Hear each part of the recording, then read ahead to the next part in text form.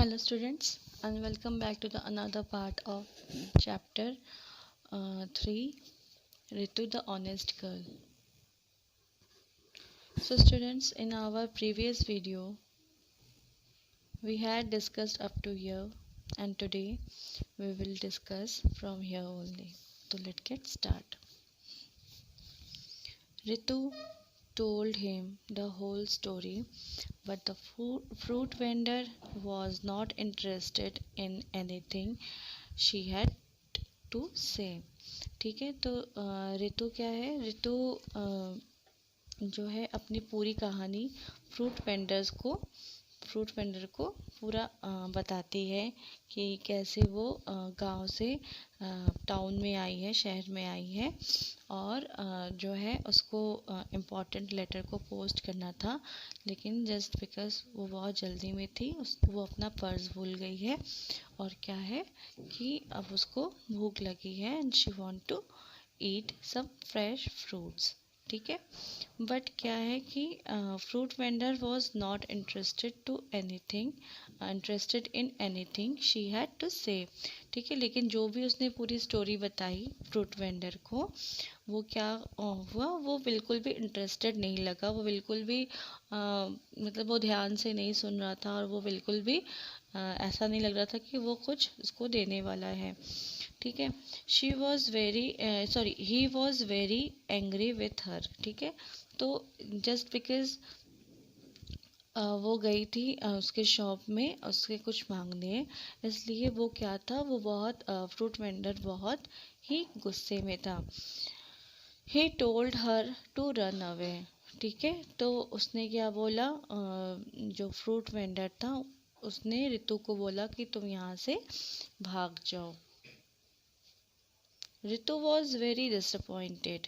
ये सब के जो ये सारी चीज़ें उसके साथ हुई, तो इससे क्या है, ऋतु बहुत डिसअपॉइंटेड हो गई. डिसअपॉइंट की स्पेलिंग देखिए students, DISAP, disappointed, POINTED. Disappointed मतलब होता है निराश होना. तो ऋतु इन सब चीज़ों से क्या है, ऋतु बहुत ही निराश हो गई. She was hungry but the fruit vendor would not listen to her. तो ऋतु जो थी उसको भूख लगी थी, और जो फ्रूट वेंडर था वो उसकी कोई बात ही नहीं सुन रहा था, ना ही थोड़ा सा भी तैयार था उसको कुछ देने के लिए. So she started to slowly paddle towards her village. तो उसको ये लगा कि अब यहाँ रहने से क्या ही फ़ायदा, यहाँ रहने से कोई फ़ायदा नहीं है. तो वो मन मार के और निराश होके क्या है, उसने धीरे धीरे साइकिल को पैडल किया, साइकिल चलाया और अपने गांव की तरफ जाने लगी. On the way she saw a sweet shop being managed by a small boy. ठीक है, जब वो गांव की तरफ जा रही थी, on the way she saw a sweet shop, उसने क्या देखा, एक मिठाई की दुकान. स्वीट शॉप मतलब मिठाई की दुकान. सॉ मतलब क्या होता है, देखना. तो she saw a sweet shop, उसने एक मिठाई की दुकान देखी. Being managed by a small boy, जो कि किसके द्वारा मैनेज हो रहा था, जो कि कौन देखभाल कर रहा था, एक स्मॉल बॉय. बीइंग मैनेज्ड मतलब उस शॉप का देखभाल कौन कर रहा था, एक small boy, a small boy. ठीक है, she had never seen this boy in the shop before. लेकिन उसने, ऋतु ने जो है उस बच्चे को इसके पहले उस दुकान में कभी भी नहीं देखा था. ठीक है, a plan started forming in her mind. ठीक है, जैसे ही उस ऋतु ने उस छोटे से बॉय को देखा, स्मॉल से बॉय को देखा, उसके माइंड में एक आइडिया आने लगा, एक प्लान आने लगा. ठीक है, a plan started forming in her mind. Forming मतलब दिमाग में कुछ, इन हर माइंड, फॉर्मिंग इन हर माइंड मतलब उसके दिमाग में कुछ प्लान बनने लगा. स्टार्टेड फॉर्मिंग मतलब बनना. ठीक है, बनना शुरू हो जाना. She approach the boy and asked him about the owner of the shop. ठीक है. She approached the boy. वो गई उस बॉय के पास और उसने पूछा कि जो दुकान है, दुकान का ओनर कौन है. स्टूडेंट्स, ओनर मतलब मालिक को बोलते हैं. तो रितु जो शॉप पे गई और उस बॉय के पास गई तो उसने पूछा कि इस दुकान का मालिक कौन है. He is sleeping inside, the boy replied. तो उस बॉय ने क्या बोला कि शॉप का जो मालिक है वो अभी सो रहा है. स्लीपिंग इनसाइड मतलब अंदर सो रहा है. इनसाइड मतलब अंदर, स्लीपिंग मतलब सो रहा है. तो ही इज स्लीपिंग इनसाइड, वो अंदर सो रहा है, उस बॉय ने रिप्लाई किया. So who is taking care of the shop, Ritu asked. ठीक है, तो रितु ने पूछा. रितु आस्क्ड मतलब रितु ने पूछा.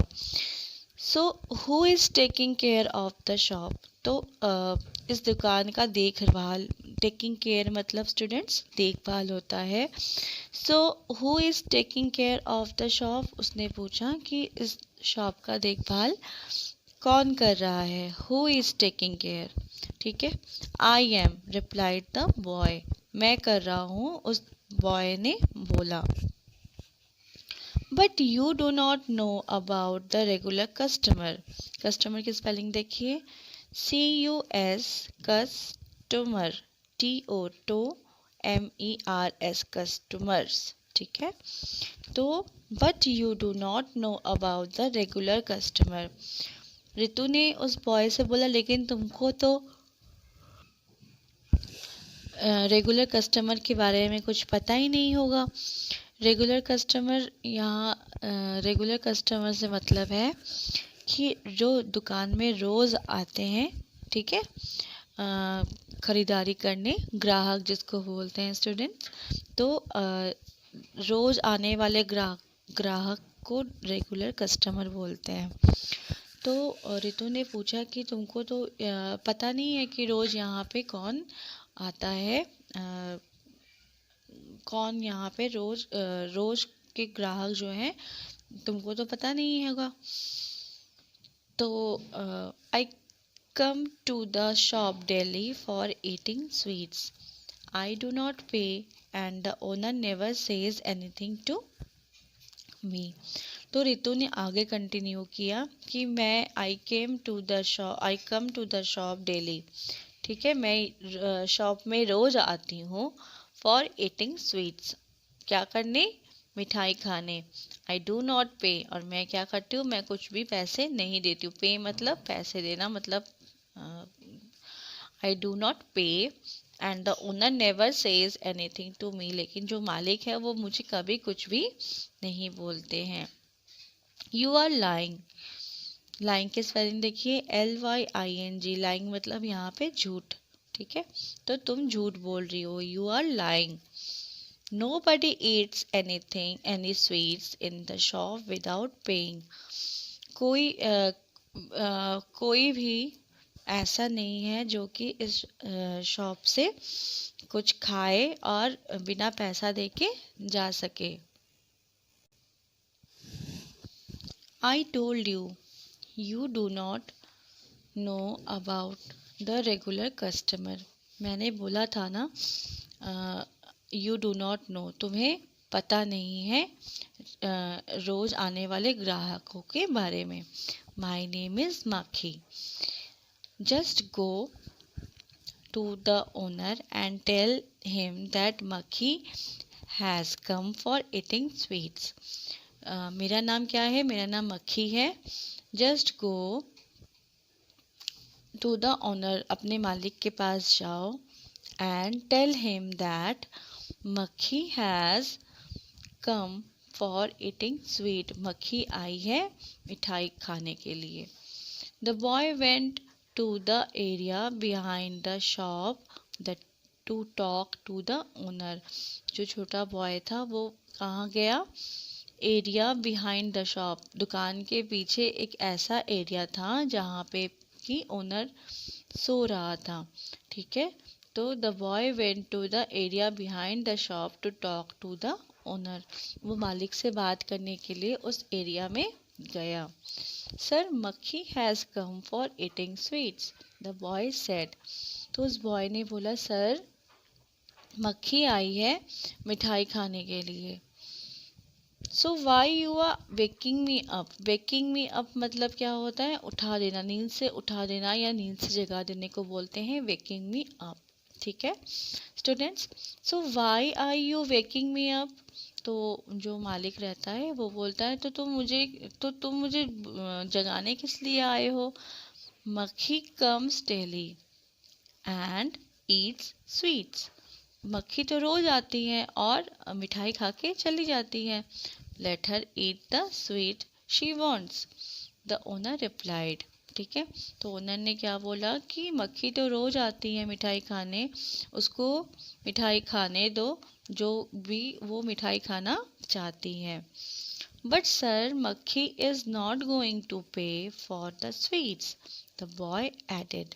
लेकिन जैसे ही उस मालिक ने ये अपनी बातें पूरी की, तुरंत उस बॉय ने अपनी बात रखी कि बट सर लेकिन सर मक्खी जो है वो बिना मक्खी इज़ नॉट गोइंग टू पे। ठीक है, मक्खी क्या है, वो पैसे नहीं देने वाली है किसी भी स्वीट्स के, किसी भी मिठाई का। मक्खी नेवर पेज फॉर एनीथिंग, मक्खी कभी भी किसी चीज़ के लिए पैसे नहीं देती। Let her eat what ever she want. ठीक है, वो बोलता है कि लेट हर ईट, लेट हर ईट मतलब उसको खाने दो जो भी वो, वॉट एवर मतलब जो भी वो खाना चाहती है, she wants. Do not disturb my sleep, मेरी नींद खराब मत करो। द ऑनर रिप्लाइड इरिटेटली, इरिटेटली मतलब बहुत परेशान होके बोलता है कि मेरी नींद खराब मत करो, और क्या है, मक्खी को खाने दो जो भी वो खाना चाहती है। ठीक है स्टूडेंट्स, सो यहाँ पे क्या है, जो ऋतु थी वो बहुत ही क्लेवर गर्ल थी। ठीक है, तो उसने क्या किया, उसने सोचा कि मोस्टली क्या है, मिठाई के ऊपर मक्खियाँ आके बैठती है, तो अगर वो अपना नाम मक्खी रखेगी और ऐसा कुछ बोलेगी छोटे बच्चे से तो वो मान जाएगा। तो और जब छोटा बच्चा उसके ओनर के पास गया तो ओनर को लगा कि जो मक्खी, जो इंसेक्ट होती है, जो कीड़ा होती है, जो फ्लाइज होते हैं ना, उड़ के बैठते हैं, वो उसके बारे में बात कर रहा है। लेकिन उस लड़के ने क्या बात किया, उस लड़के ने तो ऋतु जो है गर्ल के बारे में बात कर रही थी, है ना। तो यहाँ पे एक मिस अंडरस्टैंडिंग क्रिएट करके मक्खी ने जो है ऋतु ने जो है उसको भूख लगी थी, उसके पास और कोई ऑप्शन नहीं था, तो वो क्या करती, इसलिए जस्ट बिकॉज वो क्लेवर थी, उसने ये आइडिया लगाया कि ऐसा कुछ करते हैं जिससे मेरा पेट भी भर जाए और मुझे पैसा भी ना देना पड़े। ठीक है students, so that is all today, all about today. Next rest portion we will discuss tomorrow.